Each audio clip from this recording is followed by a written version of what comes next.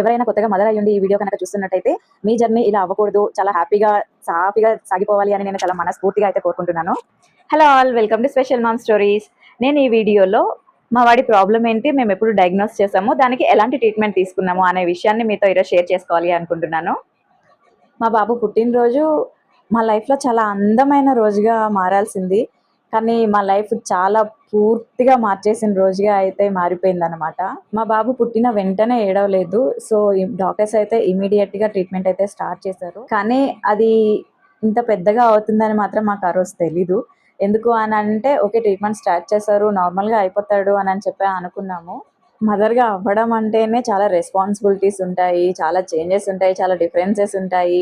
కానీ మాకు మాత్రము హాస్పిటల్స్, రిపోర్ట్స్, డాక్టర్స్, మెషిన్స్ అసలు ఎలా అంటే ఏది ఏంటి అనేది అర్థం అవ్వడానికి కూడా మాకు చాలా టైం పట్టింది.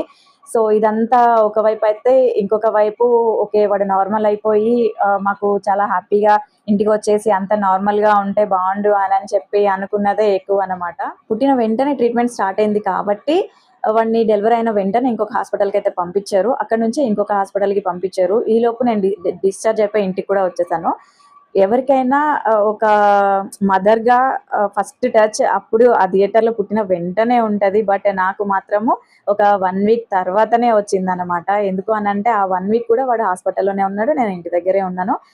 సో నేను బాగా గట్టిగా అనుకునేది ఏంటి అని అంటే, ఎవ్వరికి కూడా ఇలాంటి సిచ్యువేషన్ అస్సలు రాకూడదు. ఎందుకు అని అంటే పుట్టిన వెంటనే ఆ టచ్ ఎలా ఉంటుంది అని నేను సెకండ్ టైం మదర్గా అయినప్పుడు మాత్రమే నేను ఫీల్ అయ్యాను. ఫస్ట్ టైం అది నేను అవ్వలేకపోయాను. కానీ అది ఎంత పెయిన్ఫుల్గా ఉంటుంది, ఒక ఇదిగా మిగిలిపోతుంది అనేది నాకు బాగా తెలుసు అనమాట. అది ఎంత పెయిన్గా ఉంటుంది అనేది కూడా ఎవరైతే దాని త్రూ వచ్చారో అలాంటి మదర్స్కి మాత్రమే ఇది బాగా తెలుస్తుంది, ఆ పెయిన్ ఏంటి అనేది.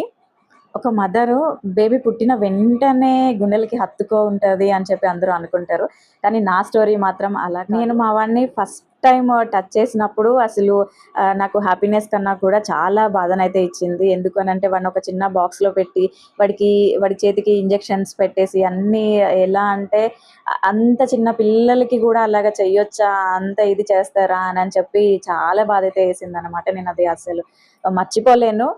ఎందుకంటే ఆ ఒక్క వారం నా జీవితంలో ఎంత పెద్ద వెయిట్ అంటే అది నాకు మాత్రమే తెలుసు.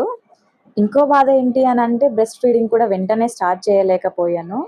పాలు వచ్చినా కూడా మా వాడికి ఇవ్వలేని సిచ్యువేషన్ అన్నమాట. సో పిండి పారేసిన రోజులు కూడా ఉన్నాయి. ఇలా చేయడం కూడా అంటే పాలు ఇవ్వకుండా అవి పిండి పారేయడం కూడా అది అది ఎవరైతే దాన్ని ఎక్స్పీరియన్స్ చేసుంటారో ఆ మదర్స్కి మాత్రమే ఆ పెయిన్ ఏంటి అనేది తెలుస్తుంది. ఎవరైనా కొత్తగా మదర్ అయ్యుండి ఈ వీడియో కనుక చూస్తున్నట్టయితే మీ జర్నీ ఇలా అవ్వకూడదు, చాలా హ్యాపీగా సాఫీగా సాగిపోవాలి అని నేను చాలా మనస్ఫూర్తిగా అయితే కోరుకుంటున్నాను. 1 మంత్ అంటే ఆల్మోస్ట్ 28 డేస్ మేము హాస్పిటల్లో ఉన్న తర్వాత 28th డే డిశ్చార్జ్ అయ్యాము. సో మా వాడికి ఫస్ట్ బాత్ కూడా 29th డే జరిగిందనమాట. ఇంకా ఆ తర్వాత నుంచి ఆల్మోస్ట్ 1 మంత్ అయిపోయింది కాబట్టి సెకండ్ మంత్ నుంచి మంత్లీ చెకప్స్ రెగ్యులర్గా వెళ్తూ ఉండే. అలాగే 5th మంత్ వెళ్ళినప్పుడు 5th మంత్లో నెక్ హోల్డింగ్ రాలేదు. ఆ మంత్ వెళ్ళినప్పుడు డాక్టర్స్ని అడిగితే వాళ్ళు అప్పుడు చూసి చెప్పారనమాట, ఇలాగా ఫిజియోథెరపీ చేయించాల్సి ఉంటుంది, అప్పుడు కొద్దిగా మైల్ స్టోన్స్ అన్నీ వస్తూ ఉంటాయి, పికప్ అయిపోతాడు అని చెప్పి చెప్పారు. అప్పుడు స్టార్ట్ అయింది మా ఈ స్పెషల్ పేరెంటింగ్ జర్నీ అయితే. మేము అనుకున్నాము కొన్ని రోజులు థెరపీ చేస్తే సరిపోతుందేమో అని, కానీ ఈ రోజు వరకు కూడా థెరపీ అలా రన్ అవుతూనే ఉంది. లైఫ్ మొత్తం ఒక రేస్ కాదని, ప్రతి చైల్డ్కి తన ఓన్ పేస్ ఉంటుందని చెప్పి మా వాడైతే మాకు నేర్పించాడు. ఇక్కడ ఒక మాట చెప్పాలి, థెరపీ అంటే మిరాకిల్ ఏం కాదు, కానీ కన్సిస్టెన్సీనే మిరాకిల్ని క్రియేట్ చేస్తుంది అన్నమాట. అలా మేము థెరపీ చేపిస్తూనే ఉన్నాము. సో చిన్న చిన్న మైల్ స్టోన్స్, చిన్న చిన్న అచీవ్మెంట్స్ అనమాట. చాలా చిన్న చిన్న విషయాన్ని కూడా సెలబ్రేట్ చేసుకోవడము మాకు ఒక అలవాటుగా మారిపోయింది. ఈ జర్నీలో చాలా సార్లు బ్రేక్ డౌన్ అయితే అయ్యాము, కానీ ప్రతిసారి మా వాడు ఏదో ఒక చిన్న ఇంప్రూవ్మెంట్ అయినా చూపించి మమ్మల్ని మళ్ళీ లేసి నిలబెట్టి మమ్మల్ని మోటివేట్ చేశాడు. అలా ఒక 1 ఇయర్ 1.5 ఇయర్ అయిపోయిన తర్వాత మాకు డాక్టర్స్ చెప్పడం ఏంటి అని అంటే డెవలప్మెంట్ డిలే ఉంది అని చెప్పి డయాగ్నోస్ చేసి దీనికి ఇదే థెరపీ, ఫిజియోథెరపీ ఏదైతే చేపిస్తున్నారో అదే కంటిన్యూ చేయాలి, అలాగే ఇంకొంచెం ముందుకు వెళ్తే మీరు స్పీచ్ థెరపీ కూడా చేయించాల్సి ఉంటుంది అని చెప్పి చెప్పారు.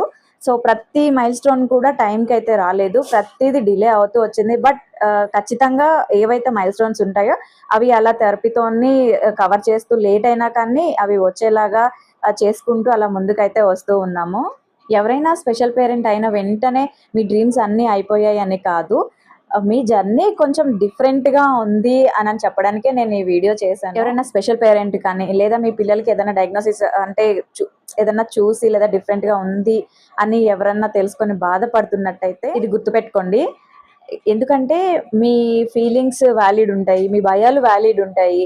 మీ బాధలు వాలిడ్ ఉంటాయి. కానీ మీరు మాత్రం హోప్‌ని అస్సలు వదులుకోకండి. ఒకరోజు వెనక్కి తిరిగి చూసుకుంటే మీకు మీరే మనము ఇంత దూరం వచ్చామా అని చెప్పి సర్ప్రైజ్ అవుతారు. మన స్టోరీస్ ఏవి ఈజీగా ఉండవు. అలాగని ఇంపాసిబుల్‌గా కూడా ఉండవు. జస్ట్ మన జర్నీ స్లోగా ఉంటుంది. కానీ బ్యూటిఫుల్‌గా ఉంటుంది. మీరు ఒంటరిగా అస్సలు లేరు. మీలాంటి ఫ్యామిలీస్ చాలా ఉన్నాయి. మనందరం కలిసి నడుద్దాం, కలిసి నేర్చుకుందాము, కలిసి పెరుగుదాము. ఒకళ్ళ ఎక్స్‌పీరియన్సెస్ ఒకళ్ళు షేర్ చేసుకుందాము. సో దట్ దానివల్ల ఏదో ఒక ఇన్ఫర్మేషన్ ఒక మదర్ నుంచి ఇంకొక మదర్‌కి పాస్ అవుతుంది. దాని నుంచి ఎవరో ఒకళ్ళు ఎంతో కొంత అయితే నేర్చుకుంటారు కదా! ఆల్రెడీ మీరు స్పెషల్ పేరెంట్ అయ్యుండి, మీరు మీ కిడ్‌ని చాలా చక్కగా అంత ప్రోగ్రెసివ్‌గా ఉండుంటే కనుక మీ స్టోరీని ఖచ్చితంగా కామెంట్ బాక్స్‌లో అయితే మెన్షన్ చేయండి. ఎందుకు అనంటే దాని నుంచి ఒక పేరెంట్‌కి సైలెంట్‌గా బాధపడుతున్న స్పెషల్ పేరెంట్‌కి అది ఒక హోప్‌ని ఇవ్వచ్చు, మోటివేషన్‌ని ఇవ్వచ్చు. వాళ్ళలో ఒక తెలియని ఒక కొత్త ఫీలింగ్‌ని ఇవ్వచ్చు. కాబట్టి ఎవరైనా ఉంటే ఖచ్చితంగా షేర్ చేసుకోండి. అది ఇంకొకరికి హెల్ప్ అవుతుంది అని చెప్పి నేను మిమ్మల్ని అడుగుతున్నాను. Because every special journey starts with one small step and one never ending hope అన్నమాట. ఈ వీడియో మీకు కొంచెమైనా హోప్‌ని ఇచ్చుంటే రండి నాతో జాయిన్ అవ్వండి. మీ స్టోరీస్‌ని మాతో షేర్ చేసుకోండి. వినడానికి నేను రెడీగా ఉన్నాను. అలాగే చాలా మంది పేరెంట్స్ ఉన్నారు. Take care of your self because your child needs a happy you. Come let's grow together. See you in the next video.